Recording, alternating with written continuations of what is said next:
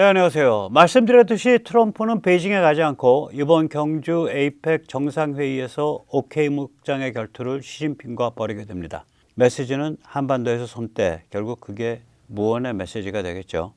이렇게 반중 신냉전이 굉장히 격화돼가는 과정에서 리짜이밍은 참 엄청난 짓을 저지르고 있습니다. 공중발사 초음속 대한미사일을 개발 중지시키려고 하고 있는데요. 이게 뭐 미사일 하나라서 무슨 문제가 있냐? 아닙니다. 이거 굉장히 상징적인 사건입니다. 이는 반중 신냉전 전선으로부터의 탈영을 의미합니다. 오늘 그 같은 이야기를 살펴보도록 하겠습니다. 트럼프가 경주에서 시진핑과 만날 계획을 공식화했습니다. 트럼프의 소셜미디어에 보면 이런 세 가지 이야기입니다. 우선 첫째, 시진핑과 무역, 펜타닐, 우크라 전쟁 휴전, 틱톡 매각 등에 대해 전화통화했다.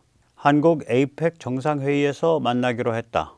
내년 초 내가 중국을 방문하고 시진핑 주석이 적절한 시점에 미국을 방문키로 했다.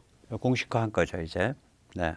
이게 왜 베이징이 아니라 경주일까요? 시진핑은 트럼프가 베이징으로 오기를 학수고대했습니다. 지금 중국의 꼴이 아니잖아요, 나라 꼴이. 또한 미국의 친중 글로벌리스트 세력들, 잔존 세력들 역시 은근슬쩍 그런 일이 벌어지기를 기대하고 바람을 잡았었습니다. 그러나 트럼프의 메시지는 확실합니다.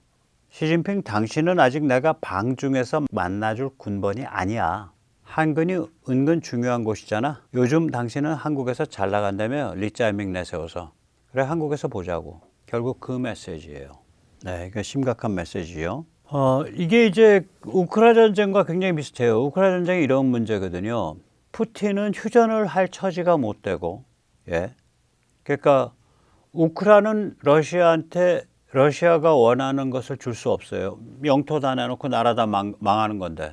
또 거꾸로 러시아는 우크라한테 우크라가 원하는 것을 줄 수가 없어요. 그걸 주게 되면 푸틴이 결국 삽질했다는 소리가 되니까. 푸틴 정치 생명 끝나니까. 그래서 이게 교착 상태로 계속 가고 있는 거예요. 중국도 비슷합니다. 중국은 지금 근본적 구조적 개혁을 해야 이걸 빠져나가는데 그걸 할 수가 없어요. 능력이 안 돼. 처지가 안 돼. 그런데 미국은 중국이 그러한 구조적 근본적 개혁을 하지 않으면 중국을 더 이상 그냥 얌전히 내버려 두지 않겠다. 그냥 포위해가지고 숨통 졸라 가겠다. 이 입장이에요. 그래서 이게 신냉전이 이게 살벌한 거죠. 제가 거듭 말씀드리지만 이거는 기억을 해두시는 게 좋습니다. 중국의 근본적 구조적 딜레마는 이게 스티브 커킨 같은 아주 세계적 석학들이 얘기하는 거죠. 레닌주의 일당 독재와 글로벌 제조업 1번지 사이의 본원적 모순입니다. 레닌주의 일당 독재를 하는 나라가 세계 시장에서 글로벌 제조업 1번지를 하고 있는 거예요. 이게 뭐가 앞뒤가 안 맞죠? 이렇게 되면 뭐 어쨌거나 아무리 위에서 부패가 있고 빨대를 박더라도 민부가 축적돼 나간다고요. 그 다음에 이렇게 되면은 외부 세계를 인지하는 사람들이 생겨요. 즉 체제를 벗어나려는 원심력이 만들어진다고. 이게 이 까닭에 중국은 서방 자유민주주의 체제가 구축해온 세계 시스템의 최대 수혜자이면서도 서방, 특히 미국 자유민주주의를 공공연하게 적으로 규정합니다. 중국에서 내걸련, 요새도 그런 게 많이 내걸린지 모르겠는데 제가 중국 다닐 때 2010년경쯤 되나? 그게 2009년경, 2008년 요 무렵이에요. 그러니까 시진핑 막 뜰 때야. 그때 이제 그 자유민주주의는 우리의 적이라는 플래카드가 쫙 도배되듯이 셴젠 거리에 나붙었었어요. 참 특이하다. 전 그렇게 봤는데. 이같이 특이한 중국 특색 사회주의가 현대 문명의 가장 중요한 삶의 방식이고 가장 효과적인 경제 발전 방식이다라는 아주 그 야무진 몽상 내지 망상으로 자기 스스로 머리에 뽕을 놓고 그걸로 중국 주민들한테 머리에 뽕을 놓는 그런 체제예요, 저게. 이런 문제가 결국은 축적이 돼서 지금 어디까지 번져 있는 거냐면 성장의 3대 동력이 쇠잔해 버렸죠. 수출. 전체가 이제 중국 꼴 더 안 보겠다니까. 부동산. 중국의 민부는 부동산으로 많이 축적돼 있었는데 그게 다 붕괴해 버렸잖아요. 그 다음에 정부주도 투자. 이 정부주도 투자로 경제를 이끄는 방식은 우리 같으면 1979년 박정희 대통령이 돌아가시던 해 초에 스스로 결정을 했어요. 관치금융 주도, 정부 주도 투자, 정부 투자 주도의 경제개발 방식 이제 그만. 그거를 그렇게 노선을 바꾸도록 한 그 실무적인 그 당시엔 경제기획원 EPB죠. 예, 거기에 수장이 이제 신현확 원로죠. 그리고 그 일꾼들이 강경식, 김재익입니다. 그래서 전두환 정부 때 강경식, 김재익이 투톱으로 그 정책을 계속 일관되게 밀고 나가서 드디어는 85년, 6년경이 되면 대한민국이 선진국으로 가는 그 코스에 딱 안착을 하게 돼요. 그 성장 3대 동력이 이제 쇠잔해 버렸다고요. 지금 중국이 이걸 지금까지 해왔으니 정부 주도 투자, 관치금융, 부동산에 의한 뭐 경제 부양, 수출 일변도, 국민의 뭐 수억 명을 농노로 묶어버린 거 아니에요? 거주 이전의 자유가 없는 불체자로 묶어버린 거 아니에요? 내부 식민지. 그렇게 해서 수출을 해왔는데 그거조차도 이제 경제 발전에 큰 도움을 못 주는 그런 상태로 가버렸단 말이에요. 거기다가 이제 금융위기와 지방정부 재정위기가 한꺼번에 닥치고 있죠. 지방정부 재정이 부동산 붐을 타고 지방정부가 부동산을 시장에 매각함으로써 재정을 꾸려왔는데 중국은 지방정부가 일반 그 복지에 관계된 교육에 관계된 이거 전부 다 지방정부 부담입니다. 그 부동산 매각이 안 되잖아요. 부동산 시장 죽어버리니까. 그러니까 지방정부는 재정위기가 오고 그 지방정부의 뭐 1경, 2경이 물린 금융권은 금융권대로 위기가 오고 그 상태죠. 그래서 경기 침체와 실업과 경제 파탄 이게 막 맞물려 돌아가니까 이제 민심이 흉흉해지고 이런 건 이제 현상들이에요. 지금 말씀드리는 건. 그 본원적인 건 결국 뭐냐면 레닌주의 일당 독재 체제가 글로벌 제조업 1번지 역할을 언제까지 할 수 있냐. 이제 됐다, 시간이. 뭐 그게 이제 근본적인 이제 백그라운드죠. 한편 미국은 또 어떠냐. 밴스 부통령이 국가 안보 전략, National Security Strategy라고 이제 2017년 12월 달에 발표된 획기적인 그런 문건이 있습니다. 거기에 보면 그게 5년마다인가 발표되는데 2017년에 발표됐죠. 거기에 보면은 중국을 체제 경쟁자, 그 다음에 미국과 이제 그 뭐라 그럴까, 그러니까 앞서거니 뒤서거니 이제 그러한 순위 다툼을 벌이는 경쟁자 그렇게 보거든요. 이미 그때부터 2017년 그리고 2018년에 관세 전쟁 시작되죠. 그때 이제 밴스 부통령이 연설을 하는데 그 무렵에 허슨 연구소 연설이었다고 기억을 합니다. 거기 결국 이런 얘기가 나와요. 우리는 중국을 세계 시장에 푹 담그어두면 자유화되고 민주주의 개혁이 일어날 것으로 착각했었다. 그런 취지의 말이 나온다고요. 이게 바로 중국 사랑 하이퍼 글로벌리즘의 핵심 명제죠. 돈과 세계 시장이 구원자고 구세주다. 왕년의 모택동주의 학살자든 왕년의 스탈린주의 학살자든 돈과 세계 시장에 푹 담궈두면 착해진다. 구원받는다. 뭐 여기까지는 착각이다 하고 할 수 있는데 어떤 이해관계가 있으니까 이런 착각을 할 거 아니에요. 그 이해관계는 결국 뭐냐면은 야 그렇게 돌아가는 판에 서방 국가체제가 뭐 별 소용이 있겠냐? 자유민주공화국 체제가 별 소용이 있겠냐? 그거 약화시켜도 되잖아. 그거 거추장스러운데 약화시켜야 되는 거 아니야? 라는 흉악한 심보를 가지게 되는 거죠. 그리고 거기서 더 흉악해지는 게 뭐냐? 약화시킬 수 있는 길이 뭐야? 공화국의 기본적인 가치관, 도덕적 기준을 무너뜨려라. LGBTQ 뭐 이런 것들이죠. 이른바 포용성, 이른바 다양성 이런 걸 내세운. 그래서 점점 흉악해지는 거예요. 이 명제에서 출발해서.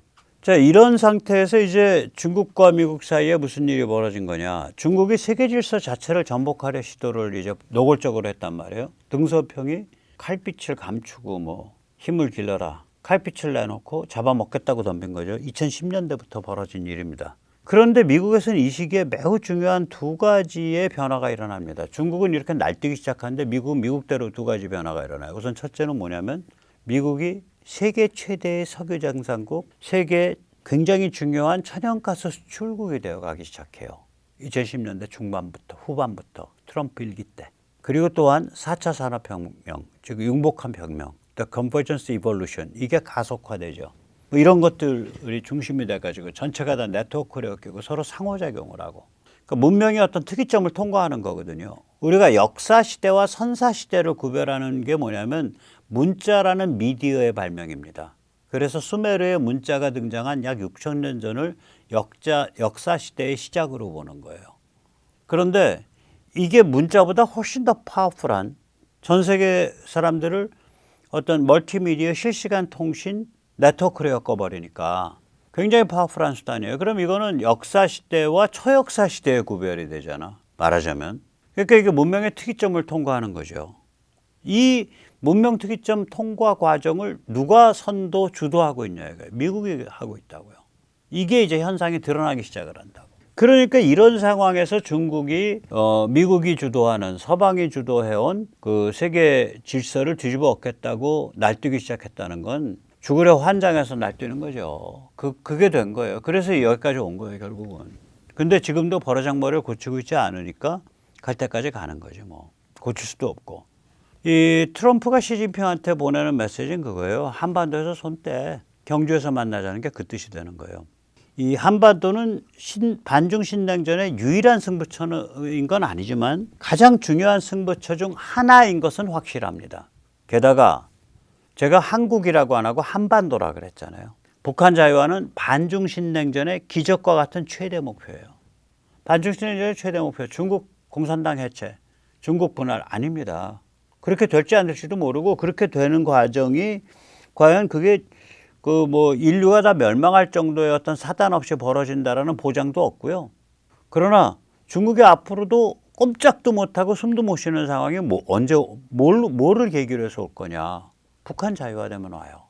북한이 자유화되면 군사적으로나 심리적으로나 꼼짝도 못하는 상태 됩니다. 그러니까 한국 정부가 해야 될 일은 트럼프로 하여금, 즉 미국으로 하여금 반중 신냉전의 그러니까 마지막 엔드게임이 뭐냐, 최종 목표가 뭐냐, 북한 자유화다라고 받아들이도록 일을 뛰어야 되는데 리짜이밍이 전혀 그런 뜻이 없고 내가 왜 반중 신냉전 합니까?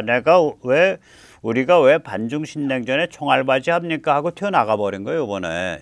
그게 이번에 초음속 대한미사일 개발 중지가 그걸 단적으로 보여주는 거예요. 오늘 그 같은 이야기를 좀 설명드리겠습니다.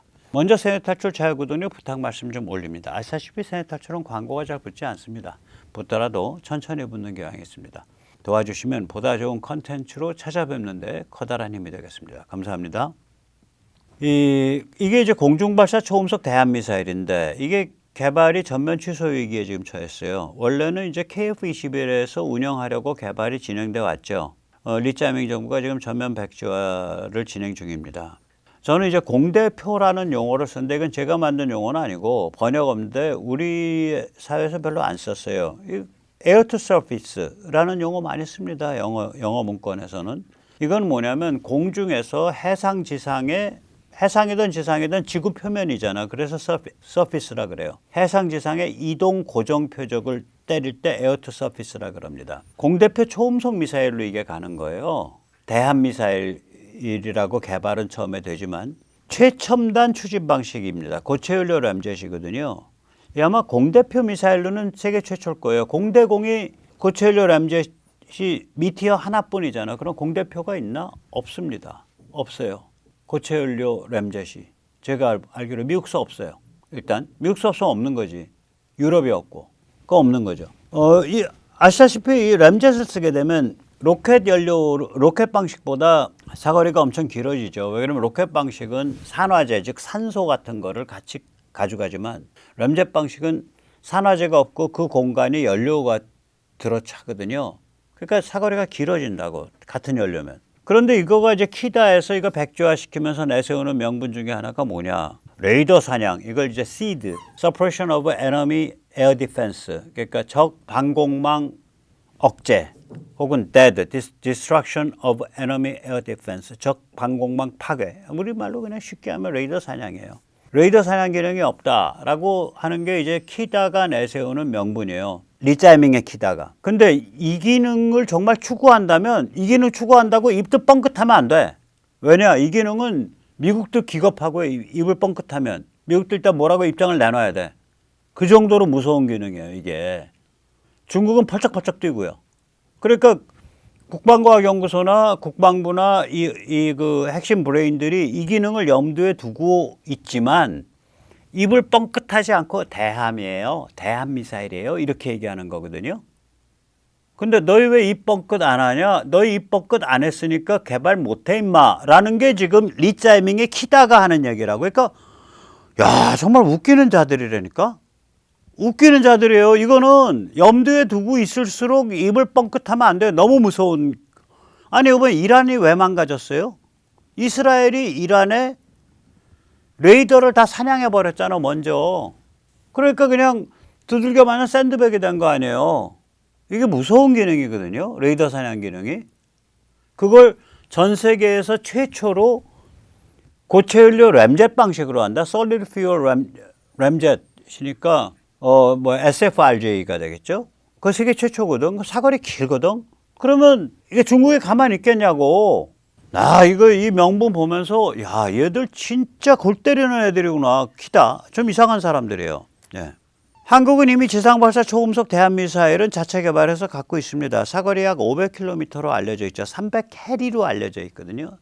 누가 그랬어요? 그 사거리 얼마에 300입니다. 그럼 300km인가 보다. 300km 적어서. 근데 나중에 보니까 그 해리로 불렀는데요. 그런 얘기가 있어요. 예, 공포스러운 비밀 무기입니다. 그런데 이거는 고체연료 램젯이 아니라 기술적으로 그보다 약간 하위 수준이라고 말할 수 있는 액체연료 램젯입니다. 리퀴드 퓨어 램젯입니다. 비슷한 걸 갖고 있다고요, 한국이 이미.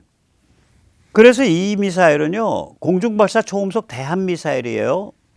정식 명칭은. 그거라 쓰고 중국 잡는 전략성 무기라고 해야 됩니다. 전략 무기라 그러면 안 돼요. 전략 무기는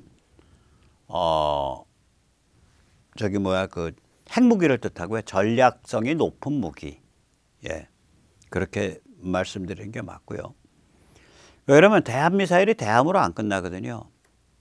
일단 표적이 확장돼요. 이게 처음에는 함정을 노리지만 온갖 종류의 지상, 해상, 고정, 이동 표적이 다 들어오게 돼요. 레이더 사냥 특히. 그럼 중국 방공망에 치명타가죠. 또 발사 플랫폼이 확장돼요. 처음에는 공중 발사만 하지만 이 비슷한 걸 갖고 부스터 달아서 지상과 함상으로 확장되는 거거든요. 이게 만약에 지상으로 확장되면요, 빠르기 때문에 미국의 최신형 전술 단거리 탄도미사일보다 물론 늦어요. 프리즘. 그러나 거리가 있고 프리즘은 탄도가 가벼워요. 60km인가 70km밖에 안 돼. 그거보다 탄도가 무겁게 되죠, 당연히. 탄도가 무겁고 그리고 아마 프리즘보다는 가격이 쌀 거라고요. 탄도미사일이 아니니까. 쌀 수도 있어요. 그리고 탄도미사일보다 훨씬 더 정교하게 날아가겠지. 저거의 방공망을 회피하면서 램젯으로 이제 대기권에서 날아가니까. 그러니까 지상으로 확장되면 미국의 최신형 전술 단거리 탄도미사일 프리즘과 전혀 다른 클래스의 무기지만 용도는 그거 비슷하게 쓰여요. 한반도에 한국에 프리즘이나 이렇게 지상발사 이런 살벌한 미사일들이 생겨서 얘가 적의 그러니까 지상 또는 해상의 고정 혹은 이동 표적을 노리게 되면요. 샹하이 이북은 꼼짝도 못해요. 또 얘를 함상용으로 개조할 수 있거든. 그럼 함상 발사 독침이 되죠. 저는 이렇게 한편으로 표적이 확장되고 다른 한편으로 발사 플랫폼이 확장되는 거를 저는 이중 확장, Dual Dimension Extension이라 DDE라고 부르고 싶습니다. 아무튼 오늘 이중 확장을 좀 살펴볼 필요가 있습니다. 이중 확장의 사례를 하나 말씀드릴게요. 미국 항모전단의 공중 우세의 가장 핵심을 맡고 있는 비행기는 F-18 슈퍼 호넷이죠. 우리 KF-21과 비슷한 구조죠. GE 엔진 두 발, 그거죠. F-414 엔진 두 발. 그런데 이 슈퍼 호넷이 최근 양대 전략성 무기를 확보를 했어요. 전략 무기 핵이 아니라 전략성이 높은 무기를 확보했어요. 하나는 뭐냐? 최신 레이더 사냥 미사일 AGM-88G 아그미알입니다. 이게 바로 그건데요. 얘가 이때까지 AGM-88 시리즈는 계속 나왔어요. 그래서 FH 계속 나왔는데 그거랑 88G 아그미알은 좀 격이 달라요. 지능도 훨씬 높고 사거리도 깁니다. 얘는 로켓 방식이에요. 88G 아그미알은 얘를 가짐으로써 항모전단이 무시무시해졌다고요. 더 항모전단의 공군력이 무시무시해진 거예요. 그 다음에 또 하나가 또 들어왔죠. F-18 슈퍼호넷의 양대 전략성 무기 공중발사 SM-6 AIM-174라고 하는 애요. 이거 지금 거의 붙어 있다고 봐야 되는데 원래 SM-6는 배에서 공중에 있는 미사일, 대기권 미사일 혹은 탄도 미사일을 요격하기 위한 거잖아요. SM-6라는 게 배가 발사 플랫폼이었다. 근데 걔를 가지고 비행기로 올라가 버린 거예요. 그래서 그 슈퍼호넷에 붙였다고. 그래서 지금 전 세계에서 사거리가 가장 긴 공대공 미사일이면 동시에 사거리가 가장 긴 공대표 미사일이에요. 쟤를 가지고 공대공 상대방 전투기만 조지는 게 아니라 또는 상대방이 쏜 어떤 탄도미사일 혹은 상대방이 쏜 미사일만 조지는 게 아니라 쟤를 가지고 뭐 400km, 500km, 300km 바깥에 있는 적 군함의 레이더와 그 헤드쿼터를 때린다고요. 또 마찬가지로 300km, 400km, 500km 바깥에 있는 적 방공망을 때린다고요. 핵심 시설들을. 방공망까지는 모르겠고 핵심 시설을 때려요. 공대지. 그러니까 공대표죠. 공대지, 공대함 다 한다고. 그러니까 이게 완전히 이중 확장이잖아요. 그럼 이제 질문이 하나 나올 만하지. 이중 확장인데 AGM-88G 아그미알은 이중 확장은 아니잖아. 예, 맞습니다. 이중 확장 아닙니다. 그런데 아그미알의 후속타 CO가 이게 SIAW인데 CO라고 읽을 거예요. CO가 이중 확장이에요. 이게 CO가 뭐를 물려받는 거냐면 AGM-88G 아까 최신형 레이더 사냥 미사일의 기본을 물려받아요. 근데 형상은 달라. 물론 형상이 왜 달라졌냐면 F-35B의 그 비행기 배에서 뜨는 F-35 쇼테이크 오프니까 이륙할 때는 짧은 거리에서 이륙하고 저기 스톱워리니까 착륙할 때는 수직으로 내려오는. 얘가 그 F-35B의 그 무기창 안에 못 들어간다고요.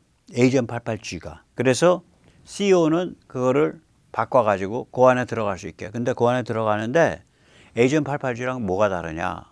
그 형상만 달라지는 게 아니라 이게 아까도 말씀드렸지만 표적이 확장돼요. AGM-88G는 레이더 까는 것만 하거든요. 레이더를 깔 뿐만이 아니라 어떤 종류의 것이든 지상, 해상 타겟을 깔 수 있어요. 그러니까 이게 달라진 거죠. 그래서 이게 확장이라고요. 이중은 아니더라도 일단 확장이라고. 이게 왜 이런 일이 발생하냐면 미사일에 내장된 지능이 높아지잖아요. 칩과 반도체와 센서니까 전부. 요새 그건 무시무시하잖아. 거기다가 위성이 해상 이동 표적, 지상 이동 표적을 타겟을 찍을 정도로 ISR 인프라, 그러니까 감시정찰 정보 인프라가 강화되고 있잖아요. 위성이 그걸 찍기가 어렵거든요. 타겟을. 위성이 타겟을 찍어주는 거예요. 해상 이동 표적, 지상 이동 표적을.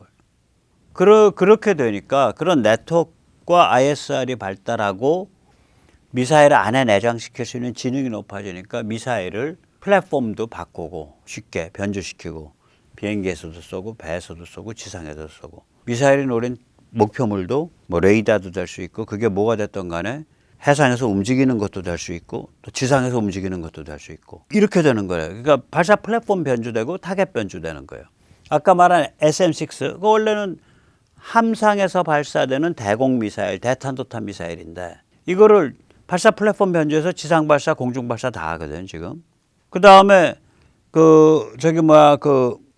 타겟 변주로 전투기를 노리기도 하고 함정을 노리기도 하고 지상 이동 표적을 노리기도 하고 뭐 지상 해상에 뭐 어떤 고정 표적을 노리기도 하고 뭐든지 다 하겠다는 거예요 지금. AGM-88G도 아까 말씀드렸듯이 CO로 가면서 확장돼요. 그냥 레이더만 파괴하는 게 아니라 뭐든지 다 노리는 거가 돼. 자, 그러면 지금 개발하려고 해왔던 공중발사 초음속 대함미사일은 실제로 어떤 모델로 가고 있는 거냐면 SM-6나 AGM-88G를 이은 CO 모델로 가고 있는 거예요. 근데 그 모델을 그림을 안 그려놨잖아. 그러니까 너희는 돈 쓰지 마 임마 라는 게 리짜이밍의 키다가 하는 개소리입니다. 키다라고 쓰고 개집이라고 읽으면 아니 그럼 개에 대한 모욕인데 나 개 좋아하는데 저기 우리 집 강아지도 앉아있는데 미안하네요 우리 개님들. 네. 그래서 만약에 이런 게 개발이 성공한다 그럼 국산 초음속 공중발사 초음속 미사일과 미국 CO를 비교하면 어떨까? 사거리? CO는 로켓이고 우리는 램젯이니까 뭐 다른 조건이 같다면 우리가 우월해요. 지능 이건 돈과 경험의 문제니까 미국이 우월하죠. 변주 한국 사람들이 뭐 희한하게 이렇게 막 비빔밥 잘 비비고 하니까 변주 뭐 대충 대등하다고 볼 수 있을 거예요. ISR 인프라 위성이라든지 이런 걸로 딱 지켜보는 거 그게 전 세계다 그러면은 미국과 한국은 게임이 안 되죠. 근데 한반도일 때다 어영부영 우리가 쫓아갈 수 있어요. 요새 특히 우리 고급화될 소지가 있기 때문에. 중국에 대한 군사 지리는 어떠냐? 우리가 미국보다 뭐 100배, 1000배 우월하지.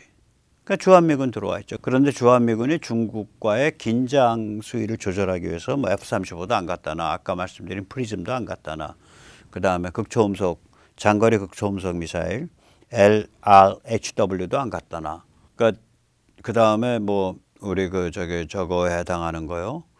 뭐 장거리 토마호크, 지상발사 토마호크, 그런 거 안 갖다나. 타이푼 시스템이라 그러죠. 그건 이제 육군이 운영하고 또 그것과 비슷한 걸 미 해병대가 운영하기도 하는데, 타이푼은 미 육군에서 부르는 용어거든요. 그럼 미 육군에서 운영하는 우리는 주한미군은 육군 중심이니까 최첨단이 뭐야? 미 육군에서 운영하는 최첨단. 헬기, 이렇게 틸트로터 헬기, 대형 수송 헬기 없잖아. 그거 있으면 베이직까지 바로 건너가는데. 프리즘, 신형 전술 탄도미사일 없잖아. 그다음에 지상발사 토마호크 없잖아. 그러니까 미 육군의 최신형은 하나도 안 갖다 놓는 거예요. 미 공군의 최신형도 안 갖다 놔. F-35에 없어요, 한국에. 그럼 이거 뭐냐 이거야. 미국이 이걸 갖다 놓는 순간 중국 보고 너 죽을래 하는 소리가 되니까 긴장이 막 올라간다고. 근데 한국은 내가 내 집 지킬게 하고 갖다 놔서 아무도 못 말려. 군사지리적으로 우리가 엄청 유리하다고요. 그게 똑같이 군사지정학적 명분이 유리하다는 소리지. 근데 내 집 내가 지키는 그 과정이 군사지리적으로 엎어지면 코다니까. 중국의 핵심 부위랑 뭐 1000km 엎어지면 코다는 거죠. 제주에서 샹하이 한 700~800km밖에 안 돼요. 주요 중국 기지들 훌루다오니 칭다오니 그다음에 주요 항구들, 영파 닝보가 얼마나 큰 항구입니까? 닝보, 샹하이 그 위로 줄줄이 저 위쪽으로 다이렌까지 전부 다 1000km 안에 들어와요. 그 1000km 안에 들어오는데 중국의 석유와 가스의 수입량의 60~70%가 그 1000km 안에 들어오는 항구에서 해결돼. 그거 다 1000km 내에요. 그러니까 군사지리적으로 미국은 바로 그 이유 때문에 주한미군의 최첨단 무기를 안 갖다 놔. 어차피 미 육군 무기나 미 해병 무기나 미군 무기들은 뭐 12시간, 24시간 안에 배치가 가능하니까 미리 갖다 둘 필요가 없죠. 훈련된 인력만 훈련돼 있으면 돼. 그러나 한국은 그냥 내 집 내가 지킬게요 하고서 그냥 아무거나 다 할 수 있죠. 핵이 아니면. 그런데 그 아무거나 다가 내 집 내가 지킨다가 바로 중국의 숨통을 겨냥하는 거기 때문에 군사지리적으로 이건 어마무시한 거예요. 근데 내 집 내가 지킬게요 하니까 군사지정학적 명분이 있잖아요. 그걸 가지고 누가 시비 거냐고. 리짜밍이 시비 거는 거예요. 이거는 작게는 국가 반역이고요. 크게는 신냉전 전선 탈영 사건입니다. 200대 KF-21이 상상을 해보세요. 다목적 다기능 초음속 미사일로 무장한다면, 공대표 이게 다 되고 레이더 사냥도 되고 이런 걸로 무장한다면 샹하이 이북 중국 해안 지역 및 서해에 심대한 영향을 끼칩니다. 이거는 중국에 대한 무지막지한 전략적 레버리지가 돼요. 그러니까 리짜이밍은 우리 진핑이 성님 별로 기분 안 좋으실 것 같은데 하고 허리를 분지르고 있는 거예요. 개발 중단은 중국을 위한 중국을 섬기는 중국의 굴종하는 행위입니다. 이건 국내적으로는 국가 반역이요. 국제적으로는 반중신냉전 전선 탈영입니다. 저는 스케일이 커서요. 글로벌하게 나오기 때문에 글로벌은 크게는, 국내는 작게는 그렇게 표현했습니다. 바꿔서 생각하셔도 됩니다. 국내가 중요하다고 생각하시는 분은 크게는 국가 반역, 작게는 신냉전 전선 탈영 그렇게 생각하셔도 아무 상관없습니다. 오늘 여기까지 모시겠습니다. 감사합니다.